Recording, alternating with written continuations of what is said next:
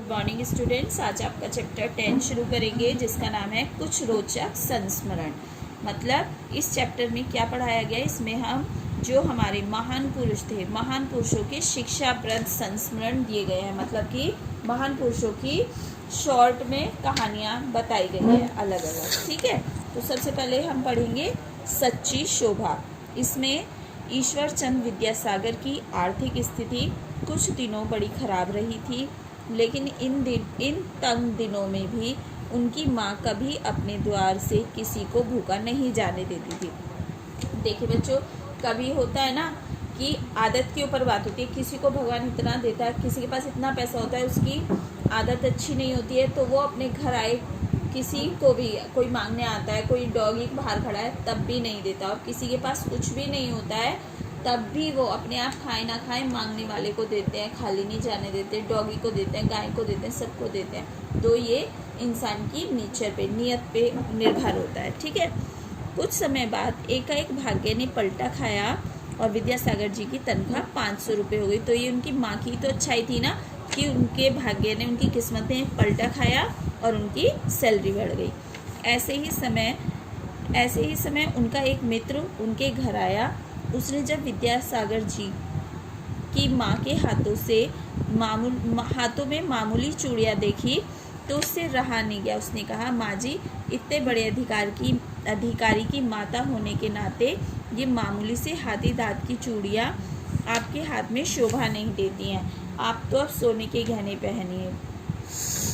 उसकी यह बात सुनकर विद्यासागर की माँ हंस पड़ी और बोली, बेटा, विद्यासागर की माँ के हाथ की शोभा न तो चूड़ियाँ हैं और न सोने चांदी के गहने। इन हाथों की शोभा तो सदा गरीबों की सेवा करते रहना है। तो क्या शिक्षा मिलती है हमें इस कहानी से कि कभी भी हमें अपने दिन नहीं भूलने चाहिए, लालची नहीं बनना चाहिए। ये नहीं है कि आज हमारे पास ज़्यादा पैसा आ गया है तो हम उसे खूब वेस्ट करें, ये करें, है ना।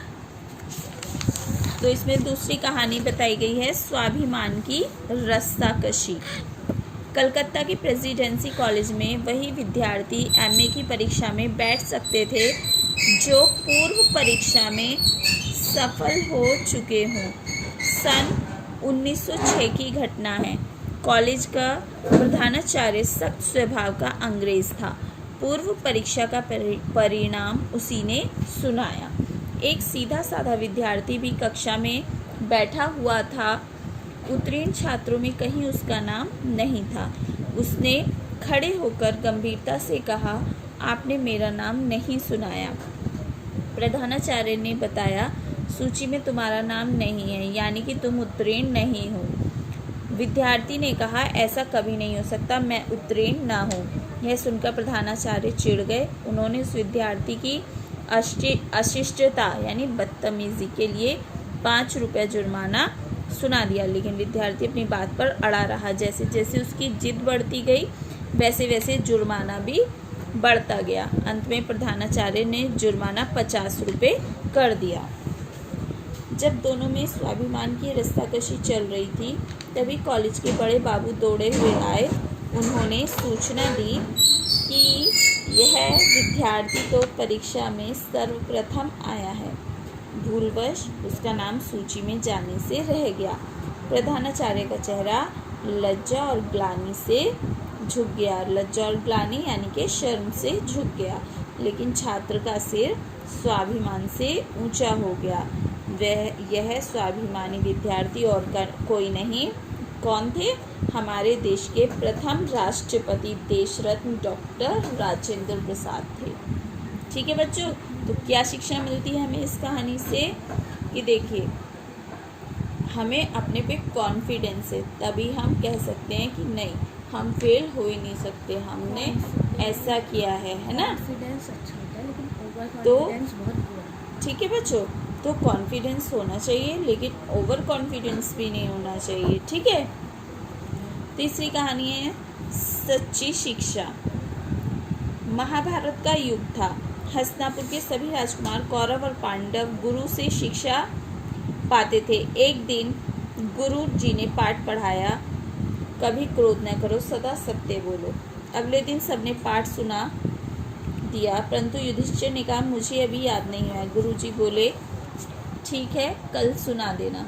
किंतु दूसरे दिन भी युधिष्ठिर नहीं सुना पाए। उनका वही उत्तर था। इस प्रकार कई दिन बीत गए। अब तो गुरुजी गुस्से में पागल हो उठे। उनको खूब पीटा। पिटाई के बाद युधिष्ठिर ने गुरुजी के पैर पकड़ लिए। बोले गुरुदेव, आपने मुझे मारा, फिर भी मुझे क्रोध नहीं आया। अतः पाठ का पहला भाग कभी क्रोध न करो मुझे अब याद हो गया है, परंतु पाठ का दूसरा भाग सदा सत्य बोलो अभी मुझे याद नहीं हुआ, अभ्यास कर रहा हूँ। गुरुजी ने शब्द सुने तो वे समझ गए असली पढ़ाई वही है जिसका पालन किया जाए, अन्यथा पुस्तक पढ़ने से क्या लाभ। तो इस स्टोरी में हमें यही बताया गया कि हमेशा सच बोलना चाहिए, क्योंकि सच बोलने वाला इंसान ही, क्योंकि सच बोलने से ही हम आगे बढ़ सकते हैं। झूठ बोलेंगे, कुछ भी कर लें, किताबें पढ़ लें तो कोई फ़ायदा नहीं है। सच बोलेंगे वही हमारी असली पढ़ाई है। ठीक है। अब ये थोड़ी किताब लेके बैठे हो कुछ संत आता की है। महानता। दक्षिण भारत में तुकाराम नाम के संत हुए हैं। वे अत्यंत निर्धन थे। उनके पास एक छोटा सा खेत था। एक बार उन्होंने उस खेत में गन्ने बोए। जब गन्ने तैयार हो गए तो एक दिन उन्होंने गन्नों को काटा और गठरी बांधकर अपने घर की ओर रवाना हुए।